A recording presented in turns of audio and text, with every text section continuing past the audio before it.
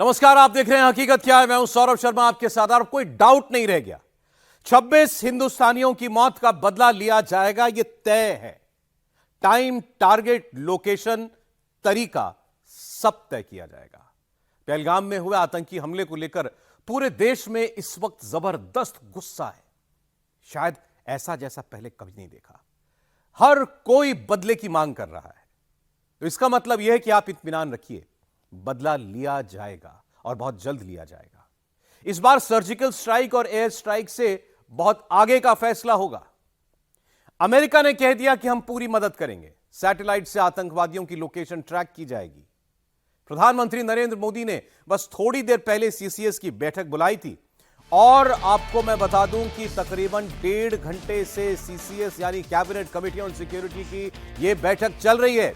इस मीटिंग में प्रधानमंत्री मोदी, गृह मंत्री अमित शाह, रक्षा मंत्री राजनाथ सिंह, विदेश मंत्री एस जयशंकर, राष्ट्रीय सुरक्षा सलाहकार अजीत डोभाल, कैबिनेट सेक्रेटरी, विदेश सचिव, आईबी के चीफ और रॉ के चीफ मौजूद है। सीसीएस होने का मतलब ही यह है कि अगर देश युद्ध करता है तो आखिरी फैसला सीसीएस में ही लिया जाएगा। मतलब सरकार ने मन बना लिया है कि आगे क्या करना है, आगे क्या होने वाला है। बहुत बड़ी खबर किसी भी वक्त आ सकती है।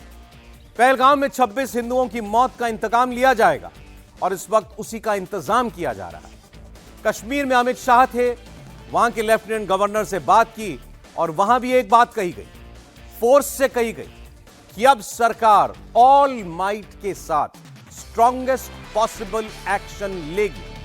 इधर रक्षा मंत्री राजनाथ सिंह ने कह दिया कि हिंदुस्तान को डराया नहीं जा सकता, बहुत जल्द रिजल्ट दिखेगा। मतलब मोदी की सीसीएस वाली मीटिंग से लेकर गृह मंत्री का कश्मीर जाना और रक्षा मंत्री का यह कहना कि नतीजा दिखने वाला है, इन तीनों ही संकेतों को समझिए और फिर अंदाजा लगाइए कि क्या होने वाला है। कश्मीर बहुत जल्द इंशाअल्लाह इंशाअल्लाह ला इलाहा इल्लल्लाह का कश्मीर बनने वाला है, बहुत जल्द बनने वाला है। जब 2 फरवरी 2026 आएगा, अगला साल आएगा, अगला रमजान आएगा, यकीन से कहता हूं 1 साल बाद आपको कश्मीर में भी नक्शे तारे बदले हुए नजर आएंगे। मैं आपको अपने गौर से पहचान लीजिए इस चेहरे को। पहलगाम में 26 हिंदुओं की निर्मम हत्या का मास्टरमाइंड यही चेहरा है। रब पर एतमाद करते हुए ये बात कहता हूं। और इस खूंखार आतंकवादी का नाम है सैफुल्लाह कसूरी उर्फ सैफुल्लाह खालिद। यह लश्कर ए तैयबा का टॉप कमांडर है, लश्कर ए तैयबा का डिप्टी चीफ है। यह आतंकवादी पाकिस्तान में बैठकर टेरर कैंप चलाता है। कौन सा आतंकवादी किस रास्ते से भारत में घुसपैठ करेगा, कैसे हिंदुस्तान पर अटैक करेगा, सैफुल्लाह कसूरी खुद पूरा प्लान बनाता है और आतंकवादियों की पूरी फौज को जमीन पर दरी बिछवाकर आतंकवादियों को बिठाकर हमले की ट्रेनिंग देता है। अरे नहीं हम लोग फौज है, हम लोग बैठो हम लोग फौज है, बैठो अरे हम लोग फौजी हैं। पहलगाम में हिंदुओं की टारगेटेड किलिंग के लिए इसी सैफुल्लाह कसूरी उर्फ सैफुल्लाह खालिद ने अपने आतंकी भेजे थे। थोड़ा बताइए, हुआ पति को मार दिया। इस हमले में 3 से 4 आतंकियों के शामिल होने की बात सामने आ रही है, जिनमें से 3 के स्केच आपके सामने हैं। इनमें से 2 की ओरिजिनल तस्वीर अब सामने आ गई है, जिनमें से एक पाकिस्तानी आतंकी का नाम है सुलेमान शाह और दूसरे पाकिस्तानी आतंकी का नाम है अबू तलहा। अब हमले के वक्त की इस तस्वीर को देखिए, कितने आराम से हिंदुओं का कत्लेआम करके ये आतंकी वहां से निकल गया। हिंदुओं का नरसंहार करने वाले ये सारे वेल ट्रेंड आतंकवादी थे। नाकाबिले तस्खीर और इन्हें ट्रेन करके भारत में भेजने वाले आतंकवादी पहलगाम हमले के मास्टरमाइंड का नाम है सैफुल्लाह कसूरी। मुकाबले में खड़े होंगे। सैफुल्लाह कसूरी का यह वीडियो पिछले साल का है।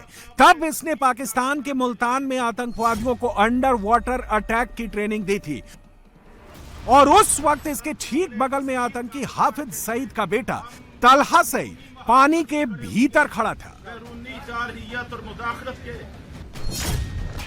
लश्कर ए तैयबा के टॉप कमांडर्स में से एक सैफुल्लाह कसूरी पाकिस्तानी आर्मी के क्लोज कॉन्टैक्ट्स में से एक है और पाकिस्तानी आर्मी से इस आतंकवादी की नजदीकियां इस तस्वीर में आप देख सकते हैं। ऐसी एक नहीं कई तस्वीरें हैं जो साबित करती हैं कि पाकिस्तानी सेना कैसे आतंक की फैक्ट्री में सैफुल्लाह कसूरी जैसे लोगों को पाल पोस रही है। सैफुल्लाह कसूरी उर्फ सैफुल्लाह खालिद आईएसआई और पाकिस्तानी फौज के लिए क्यों जरूरी है, यह आप इस तस्वीर को देखकर समझ जाएंगे जब भारत का मोस्ट वांटेड और आतंकवादी नंबर 1 हाफिज सईद खुद बाइक ड्राइव करके सैफुल्लाह कसूरी को पाकिस्तान में राउंड लगवाता है। हाफिज सईद का बेटा तलहा सईद जब हजारों की भीड़ के सामने हिंदुस्तान में कत्लेआम कराने की बात कहता है तो सैफुल्लाह कसूरी उसके बगल में खड़ा नजर आता है। इसका तो बदला जिन्होंने लेना है। पहले तलहा जिहाद वाला टेप बजाता है, फिर सैफुल्लाह कसूरी खून खराबे की बात करता है। कैमरे पर क्या कहता है अब ये सुनिए। दुनिया में दहशतगर्द कहती है, टेररिस्ट कहती है, कहती है, हमें इस चीज की कोई परवाह नहीं है। ऐ अल्लाह हमारी जान भी हाजिर, हमारा माल भी हाजिर, हमारा सब कुछ हाजिर है। नारा तकबीर।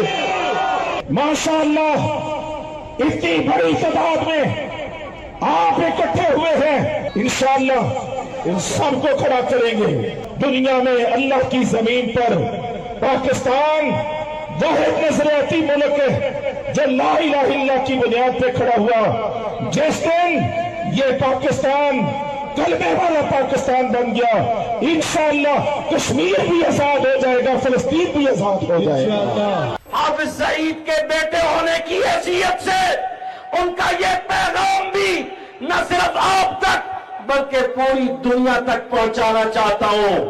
याद रखो जो जुल्म हुआ है इसका तो बदला जिन्होंने लेना है, अल्लाह की कसम वो लेकर रहेंगे। पाकिस्तान में लश्कर ए तैयबा के डिप्टी चीफ सैफुल्लाह कसूरी का रसूख क्या है, अब आपको यह दिखाते हैं। पहलगाम हमले के मास्टरमाइंड सैफुल्लाह कसूरी पर पाकिस्तान में वहां की फौज, पाकिस्तानी सेना के अफसर, वहां के आतंकी फूलों की बरसात करते हैं, एक खूंखार आतंकी का ऐसा सत्कार करते हैं और इससे जुड़ी कुछ एक्सक्लूसिव जानकारियां हमारे हाथ लगी हैं। पहलगाम में हुए हमले से ठीक 2 महीने पहले ही सैफुल्लाह खालिद पाकिस्तान के पंजाब के कंगनपुर पहुंचा था, जहां पाकिस्तानी सेना की एक बड़ी बटालियन रहती है। वहां पाक सेना के एक कर्नल जाहिद जरीन खटक ने इस आतंकवादी को जिहादी भाषण देने के लिए बुलाया था। इस आतंकी के वहां पहुंचने के बाद खुद पाकिस्तानी कर्नल ने उसके ऊपर फूल बरसाए थे। इसके बाद सैफुल्लाह कसूरी ने पाकिस्तानी सेना को भारत के खिलाफ जमकर भड़काया था। तब उसने कहा था कि पाकिस्तानी फौज और पाकिस्तान के मुजाहिद भारत के लोगों का, भारतीय सैनिकों का जितना कत्ल करेंगे अल्लाह उन्हें उतना ही शबाब देगा, फिर चाहे इसे जैसे भी अंजाम दिया जाए।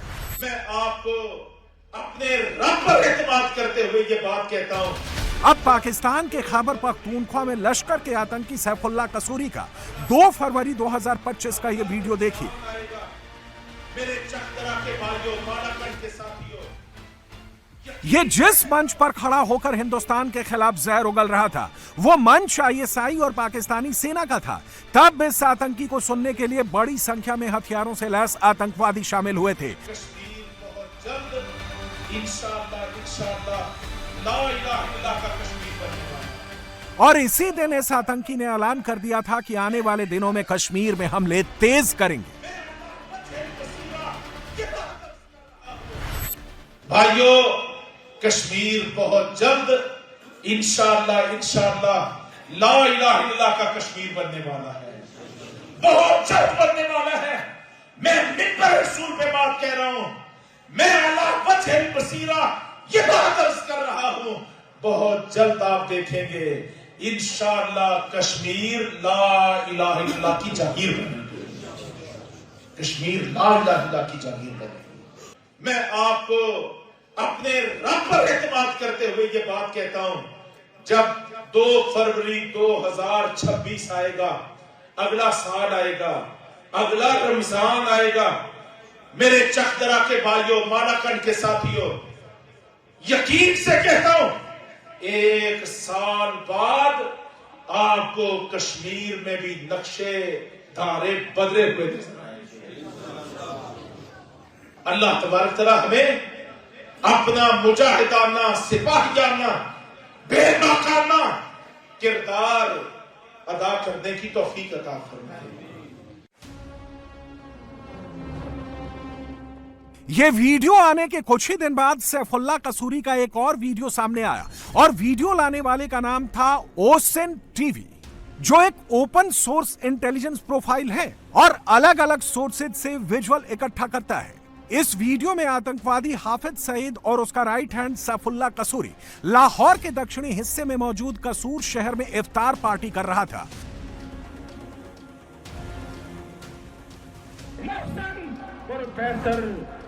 मोहम्मद सईद। और अब उसी सैफुल्लाह कसूरी का एक और वीडियो देखिए, ओपन सोर्स इंटेलिजेंस प्रोफाइल यानी ओसिन टीवी ने जारी किया है, जिसमें यह कैमरे पर बता रहा है कि बहुत जल्द हाफिज सईद कराची में आकर जिहाद की तकरीर करने वाला है। इसके अलावा ऐसी रिपोर्ट्स भी हैं कि लश्कर चीफ हाफिज सईद 28 मई को लाहौर में मीनारे पाकिस्तान नाम की कॉन्फ्रेंस में भी नजर आने वाला है। के हमदर्द और सब दुआ करो, जब यही शायर कायदीन हो, मज़ारे कायद तक इंसानों का एक समुद्र मौसम हो और यही स्टेज हो, और उम्मते मुसलमा के हमदर्द और गमखार फलस्तीनियों और मजलूम कश्मीरियों के महसन प्रोफेसर हाफिज मोहम्मद सईद यहाँ पे उम्मत के लिए बाकायदा तौर पे ऐलान भी कर रहे हूँ, जुर्रत भरे, हमदर्दी भरे और शुजाअत से लबरेज ऐलान भी कर रहे हूँ।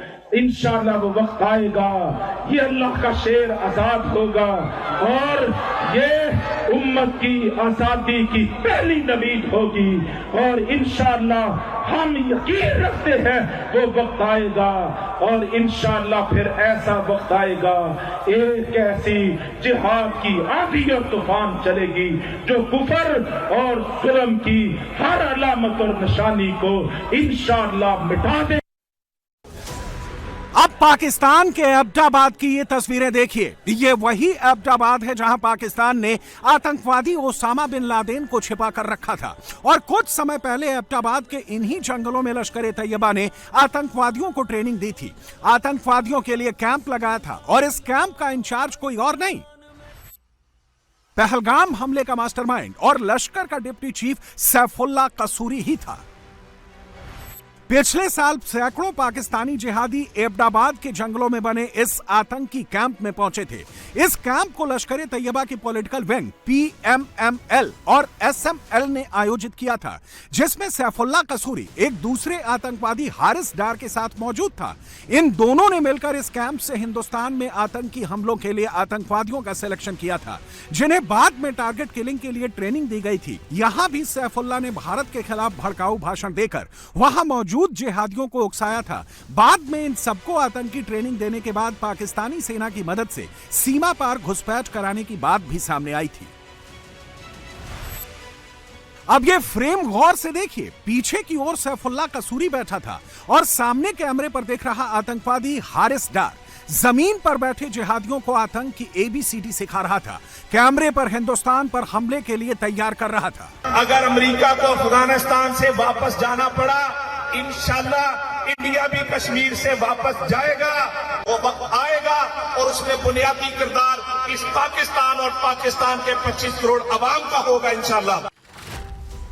पिछले साल ही 14 अगस्त को पाकिस्तान के पंजाब प्रांत में लश्कर के आतंकियों की एक मीटिंग भी हुई थी और वहां भी लश्कर के आतंकियों की टॉप लीडरशिप मौजूद थी। सबसे दाईं तरफ वाला है अब्दुल रहमान मक्की, जो लेफ्ट के हाफिज का राइट हैंड था और दिसंबर 2024 में मर चुका है। नंबर 2 आतंकवादी है इब्तिसाम इलाही जहीर, ये लश्कर का कमांडर है। और नंबर 3 आतंकवादी हैं सैफुल्लाह कसूरी, ये लश्कर तैयबा का डिप्टी चीफ है और पहलगाम हमले का मास्टरमाइंड है। दिसंबर 2024 में जब आतंकी अब्दुल रहमान मक्की मरा था, उस वक्त उसके फ्यूनरल में पीओके के मुरीदके में मौजूद मरकज तैयबा ग्राउंड में हाफिज का बेटा तलहा सईद और लश्कर का डिप्टी चीफ सैफुल्लाह कसूरी भी मौजूद था। ये तस्वीरें उसी वक्त की हैं। आतंकी अब्दुल रहमान मक्की की मौत से ठीक 1 महीने पहले नवंबर 2024 में सैफुल्लाह कसूरी ने पाकिस्तान में खड़े होकर कश्मीर में जिहाद की धमकी दी थी। आज 5 साल गुजर गए, लेकिन हिंदुस्तान कश्मीर की जमीनी हकीकत को नहीं बदल सका है। ये कुर्बानियों का नतीजा है, ये शुजाअतों का नतीजा है, ये शहादतों का नतीजा है। जिस खित्ते में अल्लाह के मुखलस बंदों का लहू क्या जाया करता है, शहादतों का लहू जहां गिरा करता है, वो जमीनें, वो खित्ते कभी गुलाम नहीं हुआ करते। यानी पहलगाम में जिस क्रूर तरीके से हिंदुओं का नरसंहार हुआ, उसका प्लान अचानक नहीं बना। लश्कर का आतंकी सैफुल्लाह कसूरी पिछले कई महीनों से यह प्लान बना रहा था और अब पाकिस्तान को डर लग रहा है कि इस बार हिंदुस्तान उसे छोड़ेगा नहीं। अब की बार बालाकोट से भी बड़ा हमला होगा और इसकी शुरुआत हो चुकी है। बुधवार को भारत में घुसपैठ करने वाले 2 आतंकियों को मौत के घाट उतार दिया गया। अगला नंबर पहलगाम में हिंदुओं को मारने वाले आतंकियों और सैफुल्लाह कसूरी का है। तो ये अगर इस वक्त जो मैं सुन रहा हूं कि जी इसका हल यही है कि पाकिस्तान के ऊपर अटैक कर दिया जाए, क्या ये इस चीज का हल होगा? पाकिस्तान के ऊपर एलिगेशन लगाई जा रही है कि लश्कर तैयबा इसके पीछे है और आप इसको सपोर्ट कर रहे हैं, उनको क्लैरिफाई करना चाहिए। भारत के अंदर इस वक्त जो गम और गुस्सा और जो तकलीफ है, उसको किसी न किसी तरीके से हीलिंग प्रोसेस में हिस्सा लेना चाहिए। पाकिस्तान को कंडेम करना चाहिए, स्टेट को हाईएस्ट सख्त लफ्जों के साथ कंडेम करना चाहिए और फिर उनके साथ काम करना चाहिए इन टेररिस्टों को पकड़ने के लिए, इनको सजा देने के लिए। अब ये जो कहा जा रहा है कि पाकिस्तान पे हमला कर दिया जाए, ये इसका हल नहीं है, लेकिन क्या इंडिया कह रहा है, भारत की तरफ से कहा जा रहा है कि पाकिस्तान पे हमला कर दिया जाए? बिल्कुल, इस वक्त उनका मीडिया भी कह रहा है, कई लोग, मैं बिल्कुल सुन रहा हूँ इस वक्त वो कह रहे हैं कि भारत को इस तरह के अटैक पाकिस्तान ने ही करवाए हैं। ISI इसमें इन्वॉल्व है। इवन के कोई ये कहता है कि हमें हमला कर देना चाहिए मुरीद के, जहाँ पे लश्कर तैयबा का कहा जाता है कि हेडक्वार्टर है। तो इससे आप अंदाज़ा लगा लें कि एक कितना बड़ा, जारी बात है, सेटबैक है। ये तो एक ओवरऑल आपको खबर नज़र आ रही है कि there is an anger in India, there is an anger in Delhi. Narendra Modi ने अपना जो पैगाम है वो रिकॉर्ड करवा दिया है वहाँ से, उधर से सऊदी अरब से उनकी ट्वीट जो है वो आ गई है। और अब सुनने में ये आ रहा है कि थिंग्स विल अनफोल्ड। मैं एक जर्नलिस्ट को पढ़ रहा था, उन्होंने कहा जी things will unfold in coming hours and days. It means के जैसे जैसे पता चलेगा कि कौन लोग हैं, कैसे हुआ, इसके ताने बाने क्या हैं, तो जारी बात है इसके ऊपर बात की जाएगी। अगर पहलगाम हमले का मास्टरमाइंड सैफुल्लाह कसूरी ऐसा वैसा आतंकी नहीं है। ये अपना YouTube अकाउंट चलाता है। अपने YouTube अकाउंट पर भारत विरोधी वीडियो बनाकर पाकिस्तान में मौजूद आतंकवादियों को भारत पर हमले के लिए उकसाने वाली ऑनलाइन ट्रेनिंग भी देता है। यह खूंखार आतंकवादी अपने YouTube अकाउंट पर खुद को नेता बताता है, इस्लामिक स्कॉलर बताता है, मोटिवेशनल स्पीकर बताता है, राइटर बताता है, अपने सारे लिंक शेयर करता है। यह हमास के आतंकियों से मिलने कतर की राजधानी दोहा जाता है, मगर जब यह आतंकवादी पीओके में कैमरे पर आता है या किसी जिहाद वाली रैली को बुलाता है, तो वहां से उस मंच से कश्मीर के नाम पर जिहाद वाला टेप ही बजाता है। लश्कर का एक ऐसा ही वीडियो सामने आया है। 18 अप्रैल 2025 के इस वीडियो में लश्कर के आतंकी खुल्लम खुल्ला पीओके के रावलकोट में जिहादियों को भारत में भेजने की बात कहते सुनाई दे रहे हैं।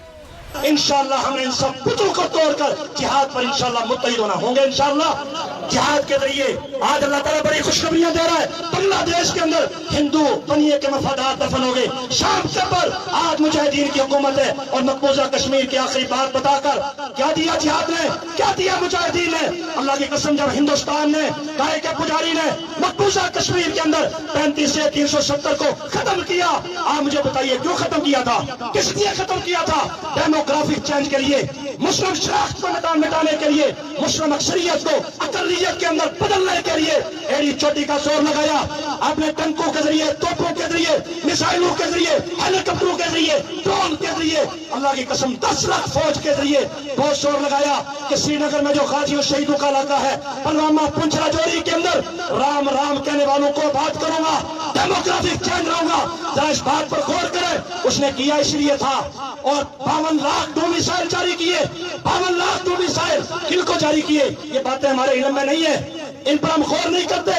52 लाख दो मिसाइल हाथ के अंदर कानूनी पर्ची दी मोदी ने कि जाओ जाकर तुमने श्रीनगर में आबाद होना है, राम राम की आवाज को बंद करना है। मुजाहिदीन कश्मीर ने, आकब शहीद रहमतुल्लाह अलैह ने, अब्दुल वहाब शहीद ने, जिया मुस्तफा ने और साहबा और अंबिया के वारिसों ने इस चैलेंज को कबूल किया और कहा मोदी बंद अदालत के अंदर तूने ये किया, कागज तेरा था, जज तेरा था, मैदान मुजाहिद का है, जरा करके देख। इंशाअल्लाह गोलियों की बुछार से हम तुम्हारी गर्दनों को भी काटेंगे और शहादा की कुर्बानियों की लाज रखेंगे। और ये सब कुछ लश्कर के आतंकी सैफुल्लाह कसूरी के इशारों पर होता है। पीओके से आए, लाहौर, कराची और एबटाबाद से आए तमाम वीडियो ने अब यह साबित कर दिया है कि सैफुल्लाह कसूरी ने ही पहलगाम में हमले को अंजाम दिया है। मगर अब उसके अंजाम तक पहुंचने की घड़ी करीब आ गई है। हिंदुस्तान में मोदी सरकार ने फौज को फ्री हैंड दे दिया है, कड़े फैसले का, बड़े फैसले का हिंट दे दिया है और अब पाकिस्तान पर, पाकिस्तान के आतंकवादियों पर किसी भी वक्त सबसे बड़ा अटैक हो सकता है। तो इस बार कश्मीर से आतंकवादियों का समूल नाश होगा। अगर जम्मू कश्मीर में 200 आतंकवादी हैं तो 200 मारे जाएंगे। इस बार 1, 2, 10 आतंकवादियों को मारने से काम नहीं चलेगा, 200 के 200 को मारने का प्लान है। 26 हिंदुस्तानियों के बदले अगर 200 आतंकवादियों को मारना पड़ता है तो सरकार मारेगी और तैयारी इसी की हो रही है। आज जम्मू कश्मीर के लेफ्टिनेंट गवर्नर मनोज सिन्हा ने एक सिक्योरिटी रिव्यू मीटिंग की और उसमें गृहमंत्री के साथ हुई बैठक की जानकारियां दी गई।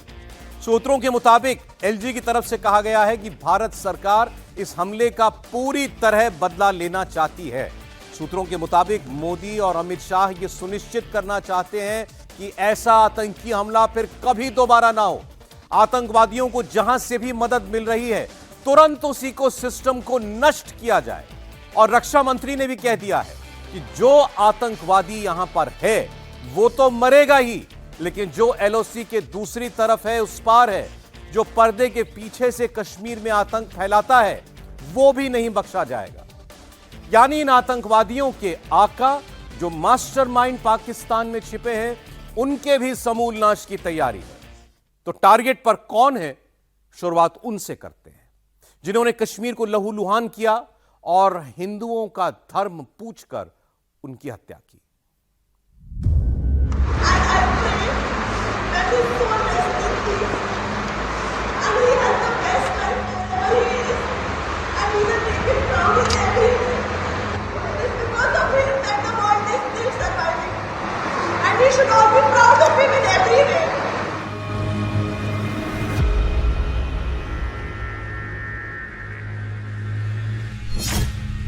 देश को इन आंसुओं का बदला चाहिए।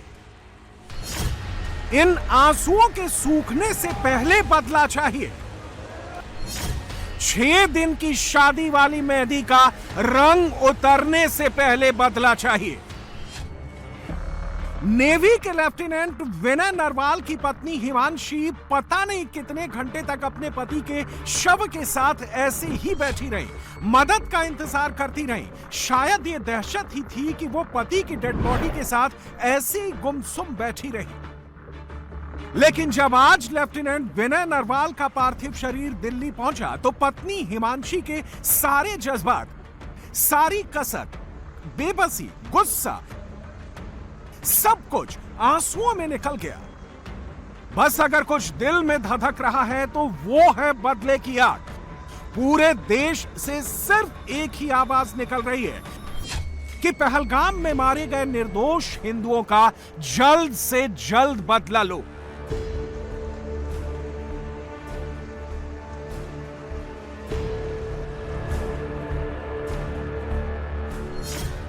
सवाल यह है कि पहलगाम में हमला करने वाले आतंकियों के मददगार कौन थे? आतंकवादियों ने हमले के लिए पहलगाम की बैसरन वैली को ही क्यों चुना? पूरे हमले का प्लान कहां बना? इन आतंकवादियों का लॉन्च पैड कहां था? और सबसे बड़ा सवाल कि अब सरकार इस हमले का बदला लेने का प्लान कैसे बना रही है? इन सवालों के जवाब जानने से पहले यह देखिए कि इस हमले को अंजाम देने वाले आतंकी कौन थे। ये वो 3 आतंकी हैं जिन्होंने पहलगाम आतंकी हमले को अंजाम दिया है। जानकारी के मुताबिक तीनों ही पाकिस्तानी आतंकी हैं, जिनके नाम हैं आसिफ फौजी, सुलेमान शाह और अबू तलहा। इन तीनों के हमले के वक्त अलग अलग कोड नेम थे, मूसा, यूनुस और आसिफ। ये स्केच जिंदा बचे लोगों की मदद से तैयार किए गए हैं। जैसे जैसे जांच आगे बढ़ रही है, इस पूरे हमले की परतें खुल रही हैं। यह भी जानकारी मिल रही है कि इन आतंकियों में से 2 पश्तो भी बोल रहे थे। पश्तो पाकिस्तान के खैबर पख्तूनख्वा में बोली जाती है। और यह भी पता चला है कि इनके साथ 2 लोकल आतंकी भी शामिल थे, आदिल और आसिफ। दोनों ही बिजबेहड़ा और त्राल के रहने वाले हैं। यह भी जानकारी मिली है कि आतंकवादियों ने बॉडी कैम पहना हुआ था, यानी शरीर पर कैमरा था जिसमें सब कुछ रिकॉर्ड हो रहा था। हम इस वक्त बैसरन के उसी एरिया में मौजूद है जो टूरिस्ट स्पॉट यहाँ का है, जहाँ पर कल मिलिटेंटों ने टूरिस्टों पर अंधाधुंध गोलियां चलाई थी। और जिस रास्ते पर हम चल रहे हैं, बताया जा रहा है कि इसी रास्ते से मिलिटेंट्स उस स्पॉट तक पहुंचने में कामयाब हो गए थे। और उसके बाद किस तरह का ऑपरेशन यहाँ पे चलाया जा रहा है, इसकी एक तस्वीर आप देख सकते हैं। आप देख सकते हैं कि कितना कठिन रास्ता है, पैदल यहाँ तक पहुंचना कितना नामुमकिन सी बात है। लेकिन उसके बावजूद ये जवान जो है देश की सुरक्षा के लिए यहाँ पर आपको डटे हुए दिखाई देंगे और इन कठिन रास्तों को चीरते हुए उस स्पॉट तक पहुंचने की ये कोशिश कर रहे हैं। ये उस ऑपरेशन का हिस्सा ये जवान है जो कल रात से यहाँ पर चलाया जा रहा है। तो ये आप देख सकते हैं कि किस तरह से चारों तरफ से इस पूरे जंगल में सर्च ऑपरेशन बड़े पैमाने पर चलाया जा रहा है। कोशिशें की जा रही है कि जो मिलिटेंट्स यहाँ पर छुपे हुए हैं उनको जल्द से जल्द मार गिराया जा सके।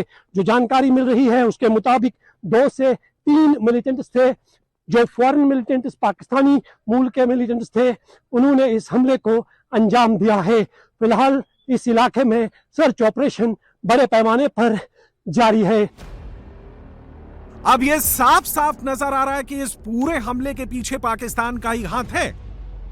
लेकिन सवाल यह है कि लाइन ऑफ कंट्रोल से पहलगाम की दूरी करीब 200 किलोमीटर है, तो फिर ये आतंकवादी भारत की सीमा में कब घुसे? और कल निर्दोष हिंदुओं की हत्या के बाद क्या ये वापस एलओसी के पार अपने आकाओं के पास पहुंच गए?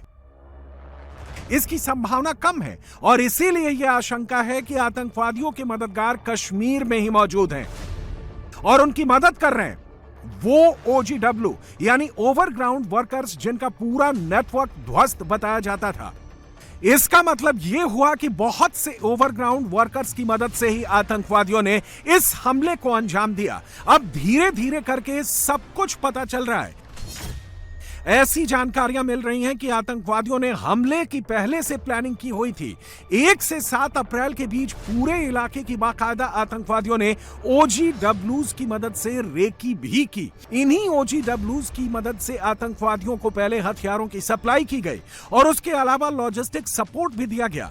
हमले के लिए बैसरन को इसलिए चुना गया क्योंकि इस इलाके में सुरक्षा बलों की तैनाती नहीं थी। जानकारी यह भी मिल रही है कि इसी घने जंगल में आतंकवादियों ने छिपने के लिए ठिकाना भी बना लिया था।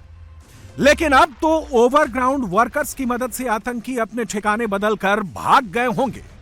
इस घटना के बाद पूरे इस इलाके में सर्च ऑपरेशन बड़े पैमाने पर चलाया जा रहा है। Jammu Kashmir police, army, CRPF के जवानों की नाकाबंदी चप्पे चप्पे पर लगाई गई है। कोशिशें की जा रही है कि जो मिलिटेंट्स यहां तक इन जंगलों के जरिए पहुंचने में कामयाब हो गए थे उनको जल्द से जल्द मार गिराया जा सके। आप देख सकते हैं चॉपर्स के जरिए पूरे इस जंगल का मुआसरा किया जा रहा है और सर्च किया जा रहा है कहीं मिलिटेंट आसपास के जंगलों में छुपे हुए तो नहीं है।